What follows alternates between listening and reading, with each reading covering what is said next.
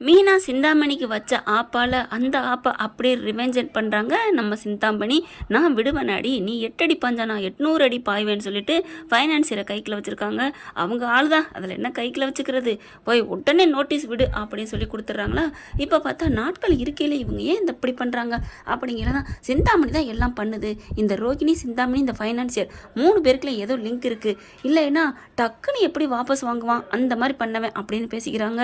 அடுத்து பார்த்தா இது எப்படியாவது நம்ம வாபஸ் வாங்க முடியாதா, நோட்டீஸ் விட்டானே இப்போ என்ன பண்ணுறதுன்னு வீட்டில் குழம்பி தீக்க அண்ணாமலை பார்க்குறது. என்னப்பா ஆச்சு, ஒன்றும் பண்ண முடியாது, நீ அவ்வளோதான், ஏலத்துக்கு தான் விட்டுருவாங்க, நம்ம போய் தான் ஆகணும் அப்படின்னு சொல்ல அப்படியே உயிரை விடுற மாதிரி நெஞ்ச பிடிக்கிறாரு அண்ணாமலை. அப்பா அப்பா ஒன்றும் இல்லைப்பா அப்படிங்கிறாங்க. இல்லைடா அப்படிங்கல. என்னங்க, எவ்வளோக்கு எவ்வளோ இந்த வீடு முக்கியம்னு விஜயா நினைக்குதோ அதை விட முக்கியம்னு அண்ணாமலையும் நினைக்கிறாங்க விஜயா. இந்த கதையை பொறுத்த வரைக்கும் நல்லா நம்ம பார்த்துருந்தா இது புரியும்னு நினைக்கிறேன். இப்போ வீட்டை விட்டு எல்லாரும் வெளியில் கிளம்புறாங்க, வர்றாங்க, வீட்டையே பார்க்குறாங்க. அவங்க வந்து அசிங்கப்படுத்துறதுக்கு முன்னாடி நம்ம போயிடுவோம் அப்படின்னு சொல்லிட்டு, நீ என்னடா சொல்கிறது, தர்மம் இல்லைன்னு நான் சொல்கிறேன் அப்படின்னு கவுண்டமணி சொல்லுவார்ல, அந்த மாதிரி அவன் என்ன நம்மளை விரட்டுறதுன்னு அண்ணாமலை எல்லாரும் பொட்டி படிக்க கட்டிக்கிட்டு கிளம்புறாங்க. இப்போ எங்கே போகலாம் என்ன பண்ணுறதுன்னு தெரியாமல் தவிச்சிட்டு முழிச்சிட்டு நிற்கிறாங்க. இப்படி இந்த அளவுக்கு நிற்கிறதுக்கு காரணம் விஜயா ஓயாமல் எதுக்கெடுத்தாலும் ஏன் வீடு அப்படின்னு சொன்னாங்களே, அது எல்லாரும் மனசையும் நோகடிச்சதுனால என்னவோ உனக்கு ஓ வீடு உனக்கே இல்லாமல் போச்சுடி வச்சானா ஆப்பு அப்படிங்கிற ஒரு காரணமாக, இல்லை இந்த பிள்ளைய உருப்படாமல் தருதலையாக வளர்த்து வச்சுச்சே மனோஜை, அவன் இந்த மாதிரி ஊதாரியாக போயிட்டானே, அதனால தான் இப்படி நடுத்தருவில் நிற்கிறாங்களா, என்ன காரணம் அப்படிங்கிறத காமெண்ட்ஸில் சொல்லிடுங்க ஃப்ரெண்ட்ஸ். வெளியில் நிற்கையில் இவங்களுக்கு ஒன்றுமே பண்ண முடியலை, அப்படியே குளிருது, வெயில் வேர்க்குது, ஐயோயோ அப்படின்னு புடவை எடுத்து விஜய் அப்படியே வீசுது. எங்க என்னால் இருக்க முடியாதுங்க, ஏசி வேணுங்க, முதல்ல வீடு வேணுங்க அப்படின்னு சொல்லிட்டு அண்ணாமலை அப்படி பார்க்குறாரா. ஒன்றும் சொல்ல முடியலை, என்ன பண்ணுறதுன்னு தெரியல, தவிக்கிறாரு முத்து மீனாவும். அப்பா அம்மா நீங்கள் இருங்க, நான் வந்து கார் எடுத்துகிட்டு வரேன், நம்ம எங்கேயாவது போவோம் அப்படிங்கிறாங்க. உடனே மனோஜ் வந்துட்டு வந்துட்டு எங்கேப்பா போகிறது, நம்ம வேணா ரோகிணி வீட்டுக்கு போவோமா, என்னது பலான்னு ஒரு அறை கொடுக்குறாங்க. யார் வீட்டுக்குடா போகணும், இல்லைம்மா அவள் நமக்கு நல்லதாம்மா நினைப்பா, இன்றைக்கும் ஆண்டின்னு ஒன்றத்தாம்மா கேட்குறோம், உங்களை தாம்மா ரொம்ப பெருசாக நினைக்கிறான், நம்ம வீடு அவளுக்கு ரொம்ப பிடிக்குமா, அவள் ரொம்ப நல்லவம்மா, நீங்கள் புரிஞ்சுக்கோங்கம்மா, எனக்கா பார்த்தீங்களா உடனே 5 லட்சம் கொடுத்தா, அந்த கம்ப்ளைண்ட் கொடுக்க வச்சதே அவங்க தான்டா, எல்லாம் அதுங்க பிளான் தான்டா, அது புரியாமல் ஏன்டா அப்படி பேசுகிற, டே முத்து நீ சுமாருடா, எல்லாம் உன்னால தான்டா, எல்லாம் உன்னாலையும் பொண்டாட்டியாலும் தான் அப்படிங்கல. என்னது எங்களாலையா, என்னடா சொல்கிறேன்னு கோவம் வருது முத்துக்கு. ஆமாம், அந்த சிந்தாமணி போய் மிரட்டாமல் இருந்தால் அந்த ஃபைனான்சியரை சொல்லி கொடுத்து இந்த மாதிரி பண்ணியிருப்பாங்களா. ஓ அப்போ நீங்கள் கையை நீட்டி ஏமாற்றி திருட்டுத்தனமாக பணம் வாங்குறது தப்பாக தெரில, அப்பா கையெழுத்து திருட்டுத்தனமாக போட்டது தப்பாக தெரில, அதனால தான் அவங்க கம்ப்ளைண்ட் கொடுத்தாங்கன்னு உனக்கு தோணல, நாங்கள் வந்து அந்த பொம்பளை மிரட்டினது தான் உங்களுக்கு இப்படி ஆயிடுச்சாடா, ஏண்டா எப்படா என் பொண்டாட்டி வயிற்றுல குத்திட்டு போயிருக்கான், அவன் இவதான் தெரிஞ்சதுக்கப்புறம் அவளை எப்படா விட முடியும், அதான் அவன் இல்லைன்னு ஆயிடுச்சா, அவள் சொல்லிட்டா எல்லாம் உண்மையா, ஐயோ விடுங்களேன், இப்போ ரோட்டில் நின்று என்ன சண்டை அப்படின்னு அண்ணாமலை விஜயம் கத்துறாங்க. சரி இப்போ எங்கே போகிறது அப்படிங்கிற பார்க்குறாங்க. ஸ்ருதி ரவியும் பார்க்குது. ஏன் ஸ்ருதி கண்ணு நம்ம வீட்டுக்கு போவோமா அப்படி சொல்ல பார்க்குறாங்க. அப்படியே அண்ணாமலை முத்து பார்க்க ரவியும் பார்க்குறாரு. கண்டிப்பாக அப்பா இங்கே போக மாட்டார், எங்கே ஒரு மரத்து நிழலில் இருந்தாலும் இருப்பார் ஒழிஞ்சு அங்கே போக மாட்டாங்க. ஸ்ருதியும் சொல்கிறாங்க, ஆமாம் நான் சொல்கிறேன் ஆண்டி, அதாவது வாங்க என் வீட்டு இருக்கு அப்படின்னு கூப்பிடலான்னு ஆசை தான், ஆனால் கூப்பிட முடியாது, ஏன்னா நீங்களாம் யாரும் வரமாட்டீங்க, நீங்கள் மட்டும் வருவீங்க, மற்ற மாமாவோ யாரும் வரமாட்டாங்க. எப்போ ஒரு நல்லா வாழ்ந்து ஒரு வீட்டுக்கு போகலாம், ஆனால் தாழ்ந்து போயிட்டு ஒரு வீட்டுக்கு போனால் மரியாதை இருக்காது, அந்த இடத்துல எல்லாரையும் அசிங்கப்படுத்துவாங்க. அதுவும் என் அப்பா அம்மா பற்றி எனக்கு நல்லா தெரிஞ்சிருந்து நான் அப்படி கூட்டிகிட்டு போனால் என்ன மாதிரி உலகத்திலே ஒரு முட்டாள் யாரும் இருக்க மாட்டாங்க. இதே சூழ்நிலை வேற ஆள் நம்ம வீட்டுக்கு இந்த மாதிரி வந்தால் கூட நம்ம அங்கிளும் சரி நம்ம வீட்டில் இருக்கவும் சரி, ஆண்டி உங்களை தவிர எல்லாருமே வரவேற்பாங்க, நல்லபடியாக பார்த்துப்பாங்க. அதாவது சொல்லையில் சுருக்குன்னு உங்களை தவிரன்னு சொல்லிடுச்சு. ஏன்னா விஜயாவும் பார்த்துப்பான்னு சொல்ல முடியாதுல்ல, பணம் உள்ளவங்க வந்தால் பார்த்துப்பா, பணம் இல்லாதவங்க நொடிச்சு போய் வந்தால் பார்த்துக்க மாட்டாங்க இல்லையா. அதைத்தான் ஸ்ருதியும் சொல்கிறாங்க. இப்போ என்ன பண்ணலாம், மீனா என்ன பண்ணுது, மாமா நம்ம வீட்டுக்கு போகலாமா அப்படிங்கல. உடனே அண்ணாமலை சரிங்கிறாரு அப்படின்னு நீங்கள் விஜயா சொல்ல, என்ன அங்கே போகிற தவிர வேறு வழி இல்லை அப்படின்னு சொல்ல, சாச்சா நான் அவள் வீட்டுக்கு போக மாட்டேன், எத்தனை நாள் அவளை அசிங்கப்படுத்திருக்கேன், அப்போ உனக்கு குற்ற உணர்வு வருது, நம்ம எப்படி அசிங்கப்படுத்தின வீட்டுக்கு போகிறது அப்படின்ட்டு, அதானே உடனே அதெல்லாம் ஒன்றும் இல்லை அப்படின்னு சொல்லி சமாளிக்குது. இதுக்கு தாண்டி சிறு துரும்பு பல் குத்த உதவுன்னு சொல்லுவாங்க அப்படின்னு சொல்லிட்டு இப்போ என்னப்பா பண்ணலாம், வாப்பா வண்டியில் உட்காருப்பா அப்படி சொல்லி கூட்டிகிட்டு போகிறாங்க. எங்கே போகிறாங்க பார்த்தா காரு கரெக்டாக செல்வ வீட்டில் போய் நிற்கிது. இறங்கி உள்ளுக்குள்ளே வராங்க. வந்தோன்னா முத்து வாயா வா என்னாச்சு அப்படின்னு சொல்லிட்டு அவ்வளோ ஃபீலோட வாங்கன்னு கூப்பிட்றாங்க. அப்படியே ஒரு மாதிரியாக பார்க்குது. என்னமோ கொடீஸ்வரியா இப்படி பணத்தில் புரண்ட மாதிரி விஜயா, நீ ஒரு இதுவும் இல்லாமல் திருக்கோடியில் வந்து நிற்கிற, திருக்கோடியில் நிற்கல உனக்கு இவ்வளோ திமிராடின்னு தான் தோணுது, வா அப்படின்னு சொல்லிட்டு எல்லா விஷயத்தையும் கேள்விப்பட்ட கையோடு அப்படியே ஆடி போகிறாங்க. குடிக்கிறக்கு ஏதாவது கொடு அப்படிங்கல செல்வம் முன்னாடியும் ஓடி வந்து கொடுக்குதுங்க. அப்படி தான் பார்க்குறாரு முத்து செல்வத்தை கட்டிக்கிறாரு. செல்வம் என்னடா என்ன நான் பண்ணிவிட்டேன், எனக்கு நீ பண்ணதுக்கு கீழெல்லாம் இதெல்லாம் சும்மா சாதாரணம், அதெல்லாம் பெருசு இல்லைடா, நீ விடுறா அப்படின்னு சொல்ல.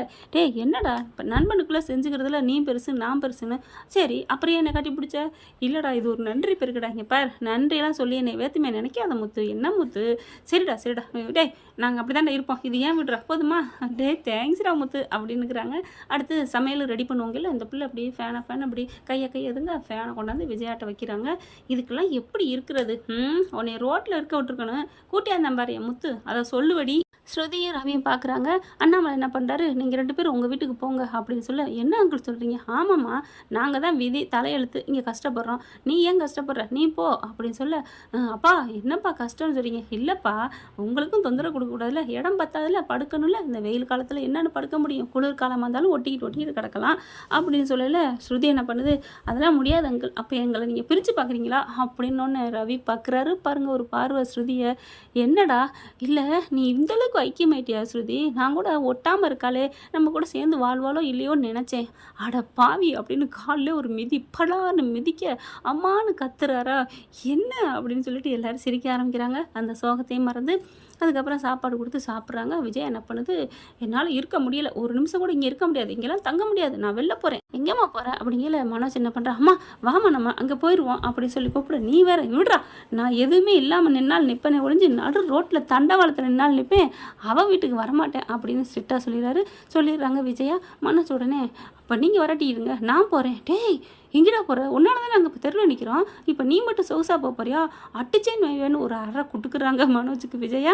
இப்போ அண்ணாமலை வராரு, இப்போ இங்கே இருப்பியா இருக்க மாட்டியா, என்னால் முடியாதுங்க, எனக்கு இந்த வீட்டுக்குலாம் எப்படி படுக்கிறது, எங்கே படுக்கிறது, இங்கே தான் இங்கனையா இந்த நடக்கிற இடத்துலையா, இங்கே அடுப்படியும் சரியில்லை எதுவும் சரியில்லை, என்னால் இருக்க முடியாது அப்படின்னு வெளியிலே போய் உட்காந்துக்கிறது. செல்வம் பார்க்குறாரு, அம்மா வாங்கம்மா வீடு பார்க்குற வரைக்கும் தான்ம்மா, அது வரைக்கும் தான், அதெல்லாம் முடியாது, எனக்கு வீடு பார்க்கணும், இல்லைன்னு நான் போகிறேன் அப்படின்னு சொல்லிட்டு போக அண்ணாமலை பார்க்குறாரு. போட்டுண்டா அப்படின்னு சொல்லிட்டு போயிட்டு கொஞ்சம் தூரம் வந்துட்டு மறுபடியும் வராங்க. என்னால் முடியலைங்க ப்ளீஸுங்க, எப்படிங்க படுப்பீங்க இங்கே பாருங்க அப்படின்னு சொல்ல. படுக்கிறதுக்கு பாயெல்லாம் விரிக்கிறாங்க. சாப்பிட்றாங்க. நைட்டு சாப்பிட்றது அப்படியே பார்க்குது. நல்லா தான் சமைச்சிருக்கிறா, பரவாயில்ல, வீடு பத்தாட்டியும் சமையல் நல்லா தான் இருக்குது அப்படின்னு சளிச்சுக்கிட்டு சாப்பிட. ரொம்ப சளிச்சுக்காதீங்க முத்துவி மீனாவி, நீ வேணா உங்கள் அம்மா அப்பா வீட்டில் போய் இருங்கப்பா. அங்கிள் என்ன அங்கிள் அப்படின்னு சொல்லிட்டு ஸ்ருதி வருது. எல்லாரையும் அனுப்பிட்டு நீங்கள் மட்டும் என்ன பண்ணுவீங்க, இல்லைப்பா அப்படிங்கல, பேசாமல் படுங்க, நாங்கள் எல்லோரும் இங்கே தான் இருப்போம் அப்படின்னு தூங்குறாங்க. தூங்க முடியல, ஆளாளுக்கு வேர்க்குது, விசிறி வச்சுட்டு இருக்காங்க. ஃபேனு எல்லாத்துக்கும் சரி வரல. அவங்களுமே பாவம், எங்க ஜீனி வேணுங்க, பால் வேணுங்க, ரொம்ப கஷ்டத்தில் இருக்கிறாங்களா. முத்து என்ன பண்ணுறாரு, காலையில் லொட்டுன்னு விடியலைங்க, போயிட்டு எல்லாத்தையும் வாங்கி கொடுக்குறாரு. என்னம்மா நம்ம வீட்டுக்கு நான் வாங்கக்கூடாதா அப்படிங்கிறாங்க. அண்ணாமலை பார்க்குறாரு, முத்து நீ அம்மா சொல்கிறது சரிதான், இவங்களை பாவம் கஷ்டப்படுத்த வேணாண்டா, ரொம்ப சிரமம் கஷ்டப்படுறாங்க, நம்ம வேறு வீட்டுக்கு போவோம் வா. அப்பா என்னப்பா சொல்கிறேன், ஆமாடா ஓ நண்பன் நல்லவன் தான், அதே மாதிரி ஏன் நண்பன் இருக்காண்டா, வா போவோம், அங்கே கொஞ்சம் வீடு பெருசாக இருக்கும், கொஞ்சம் வீடு பார்க்குற வரைக்கும் அப்படின்னு சொல்லிட்டு செல்வத்திட்ட சொல்லிட்டு கிளம்புறோம்ப்பா அப்படிங்கிறாங்க. என்னப்பா ஏன் கிளம்புறீங்க, இல்லைப்பா அதெல்லாம் ஒன்றும் இல்லைப்பா, ஏன்ப்பா நாங்கள் எதுவும் தப்பு தண்டை ஏன்ப்பா அப்படிலாம் பேசுகிற, நீ நல்லா கவனிச்சுக்கிட்ட, இடம் படுக்க வைக்க பத்தலை, பாத்ரூமுக்கு க்யூவில் நிற்க முடியல, நாங்கள் வர்றோம், அதனால் தப்பாலாம் நினச்சிட்டு போகலப்பா, கொஞ்சம் கோச்சுக்காதையா அப்படின்னு சொல்லிட்டு கிளம்புறாங்க. போகிறவங்க பரசு வீட்டுக்கு போகிறாங்க. விஜயா பார்க்குது, அந்த வீடு என்ன மாளிகையா, சரிடி நீங்கள் நின்றுக்கடி அப்படின்னு சொல்லிட்டு பரசு வீட்டுக்கு போகிறாங்க. ஐயோ நான் வர்றேன் அப்படின்னு ஓடி வருது. ஏன்னா இதெல்லாம் ஒரு வேலையும் பார்க்காத உடம்பு, ஓசியிலே மங்காயம் போட்ட உடம்புன்னு சொல்லுவாங்க இல்லையா, அந்த மாதிரி ஆனதுனால உள்ளுக்கு ஏறி உட்காந்துக்கிறது. மறுபடியும் அங்கே பரசு வீட்டுக்கு போனால் கட்டி பிடிச்சி அழுகிறாங்க. ஏன்னா தகவல் அங்கே அவருக்கு தெரியும் ஏற்கனவே. ஏன்ப்பா நீ வரக்கூடாத, நேற்று எங்கேயா போனேன், பரவாயில்ல மாமா எங்கள் வீட்டுக்கு தான், என் ஃப்ரெண்டு வீட்டுக்கு தான் கூட்டி போனேன் அப்படிங்கிறாங்க. இப்போ பரசு வீட்டில் கொஞ்சம் ரூம்லாம் இருக்குது, அங்கே போய் அண்ணாமலை தங்கிக்க சொல்கிறாங்க. எல்லாம் இங்கே இருங்க அப்படிங்கிறாங்க. அப்போ தான் விஜயா பார்க்குது, இந்த ஆளை நம்ம எத்தனை வாட்டி அப்படி சொன்னோம். இப்போ நம்மளுக்கு ஒரு வீடு கொடுக்குறாரு, தனியாக பண்ணுறாரு, வாங்கங்கிறாங்க. நம்ம தான் கொஞ்சம் ஓவரா ஆடிட்டோமோ அப்படின்னு நினைக்கிது. என்னத்த ஆடிட்டோம், நம்ம வீடு இருந்துச்சு கௌரவமாக அண்ணா, இது என்ன வாடகை விட சொந்த வீடான்னு தெரியலையே அப்படின்னு நினச்சிட்டு அவங்க வாட்டுக்கு புலம்பிட்டு போக முத்து மீனாவும் வீட்டில் இருக்க வேலையை பார்க்குறாங்க இழுத்து போட்டு. சரின்னு சொல்லிட்டு எல்லாத்தையும் சமைச்சிட்டு சாப்பிட கூப்பிட்றாங்க. பரசு வந்து என் பொண்ணு நல்லா வாழ்கிறதுக்கு நல்லபடியாக இருக்கிறதுக்கு காரணமே நீங்கள் தான், உங்களுக்கு உதவி பண்ணாமல் என்னப்பா அங்கிள் என்ன மாமா மாமான்னு தான் சொல்லுவார் பரசுவை. மாமா என்ன மாமா நீங்கள் இப்படிலாம் பேசிக்கிட்டு அப்படின்னு சொல்லிட்டு எல்லாருக்கும் சாப்பாடு வைக்கிறாங்க. அதுக்கப்புறம் நாங்கள் கிளம்புறோன்னு அவங்க வேலை கிளம்ப அண்ணாமலை என்ன பண்ணுறாரு, நானும் ஏதாவது வேலைக்கு போகிறேன் அப்படிங்கல. அதெல்லாம் முடியாது, நீங்கள் இங்கே இருங்க, அம்மாவை என்ன பண்ணும், 2 பேரும் துணைக்கு இருங்க அப்படின்னு சொல்லிட்டு ஸ்ருதி ரவி எல்லாரும் கிளம்புறாங்க. பரசு பார்க்குறாரு, வந்து உட்காராரு. என்ன அண்ணாமலை இப்படி ஆயிடுச்சு, என்ன பண்ணுறது, நான் பெற்றது அப்படி தான் வந்து வளர்த்தருக்கு இது அப்படி அப்படின்னு சொல்லி திட்டுறாரு. சும்மா என்னையே திட்டாதீங்க, நான் என்ன பண்ணுவேன், மனோஜ் மேலே கொஞ்சம் உயிராக இருந்தேன் அவ்வளோதான், அவன் அடைச்சிருவாங்க, அடிப்பாவி இன்னும்மா நம்பிட்டு இருக்க அப்படின்னு சொல்ல விஜய் அங்கிருந்து எழுந்து போயிடுது. பரசு என்ன பண்ணுறாரு, அண்ணாமலை நான் ஒன்று சொல்கிறேன் கேட்குறியா அப்படின்னு சொல்லுப்பா, நீ சொல்கிறத கேட்காம அப்புறம் யார் சொல்கிறத கேட்க போகிறேன் சொல்லு அப்படின்னு சொல்ல. ஏன்னா நீ எது சொன்னாலும் என் நன்மைக்காகத்தான் இருக்கும். அப்போ நம்புறேன். அந்த மனோஜ் வச்சுருக்கான் பார்த்தியா, ஆமாம், அது எதுக்கு இனிமே அவனுக்கு ஒன்றும் இல்லைங்க, நட்டத்தில் ஓடுதுங்கிறிய, அதை கைமாற்றிட்டு வேண்டியதானே, அது எப்படி ஒரு 10-15 தேரும்ல, அப்படியே ஆமாம்ல அப்படிங்கிறாங்க. என்ன நம்மளை பொண்ணுக்கும் புண்ணியம் இல்லாமல் இன்னும் ஒரு வருஷத்தில் இன்னும் ஒரு 10 லட்சம் கடனை வாங்கி தான் வச்சுருப்பான் அவன் புள்ள, அதனால ஏதாவது பண்ணி விட்டுரு, இந்த ஐடியா கூட நல்லா தான் இருக்குது அப்படிங்கிறாங்க. இந்த மீதி காசை எப்படியாவது ரெடி பண்ணேன் அப்படிங்கிறாங்க. அந்த சமயம் பார்த்தா பரசோட பொண்ணு வந்திருக்கு, எல்லாத்தையும் பேசுனதெல்லாம் கேட்குது, விவரத்தை பூரா தெரிஞ்சுக்கிறது. என்ன அங்கிள் இப்படி ஆயிடுச்சா அப்படின்னு சொல்லிட்டு டக்குன்னு தான் கையில் கழுத்தில் போட்டிருக்க எல்லா நகையும் ஒரு 20 பவுனை கழட்டி கொடுக்குது. இந்தாங்க இதை கொண்டே அடகு வச்சு மீதி காசை வச்சு அப்பா கொடுங்கப்பா, மாமா ஒன்று காப்பாற்றுங்கப்பா அப்படி சொல்ல அப்படியே கட்டிக்கிறாங்க. நீ என் பெத்த புள்ள மாதிரி ஆயிருக்கம்மா, என்னம்மாம்மா எங்கள் அப்பா சின்ன பிள்ளைலேருந்து சொல்லி வளர்த்துருக்காங்க, எப்படி முத்து அண்ணா எங்களை அப்படி நினைக்கிறாரு, அது மாதிரி தான் நாங்களும் உங்களை நினைக்கிறோம் அப்படின்னு சொல்லிட்டு எல்லாம் கட்டிக்கிறாங்க. விஜயா ஆடி போகுது. என்ன இது, ஒன்றும் இல்லாத குடும்பம்னு சொன்னோம், எதுலேயுமே எங்கேயுமே பணம் பெருசு இல்லை, மனசு தான் பெருசு முக்கியம் போல இருக்கே, மனம் இருந்தால் பணம் எப்படி வேணாலும் வரும் போல இருக்கே அப்படின்னு அப்படி செருப்பால் அடித்த மாதிரி இருக்குது விஜயாவுக்கு. இவங்க உடனே போய் நகையை வைக்கிறாங்க, எவ்வளோ 10 பத்தாததுக்கு. அதுக்கப்புறம் அவங்க அம்மா இருந்த நகையும் கொடுக்குது. கொஞ்சோண்டு ஒரு 2 லட்சம் பத்தையில் விஜயா பார்க்குறாரு. என்ன உன் நகையை கழட்டுவியா மாட்டியா அப்படிங்கல. எங்கள் அப்பா போட்டது, சரி இந்த பரசு வச்சுக்க, அவங்க அப்பா வீடு போகட்டும் ஏலத்தில். ஐயோ அப்பெல்லாம் இல்லை அப்படின்னு கையில் இருக்க வளையல கழட்டி கொடுக்குதுங்க. ஊரில் இருக்க யாரோ கழட்டி கொடுப்பாங்களாம், இவ கொடுக்க மாட்டாங்கிற மாதிரி கொடுக்க. அதுக்கப்புறம் வாங்கிட்டு போய் வச்சுட்டு எல்லா பணத்தையும் கொண்டுட்டு வராங்க. போயிட்டு மூஞ்சில் விட்டு எறிஞ்சிட்டு பத்திரத்தை வாங்க அப்படின்னு சொல்லிட்டு கிளம்புறாங்க. என்ன ஃப்ரெண்ட், இப்படி போக வாய்ப்பு இருக்குது, பார்க்கலாம் என்ன நடக்க போகுதுன்னு. இந்த பதிவு உங்களுக்கு பிடிச்சிருந்துச்சுன்னா உங்கள் பொண்ணான கையில் லைக்கை போட்டு சப்ஸ்கிரைப் பண்ணிடுங்க. Thank you friend. இந்த வீடியோ உங்களுக்கு பிடிச்சிருந்தா தயவு செய்து லைக் பண்ணுங்க. இன்னும் அப்டேட்ஸ்க்காக சேனலை சப்ஸ்கிரைப் பண்ண மறக்காதீங்க. நம்ம கிட்ட இருக்க எல்லா சேனல்ஸோட லேட்டஸ்ட் வீடியோ அப்டேட்ஸ்க்காக மேல ரைட் சைட்ல காட்டுற லிங்கை கிளிக் பண்ணி வாட்ஸ்அப் குரூப்ல ஜாயின் பண்ணுங்க. உங்களிடம் விடைபெறுவது நான் உங்கள் மெஹர்.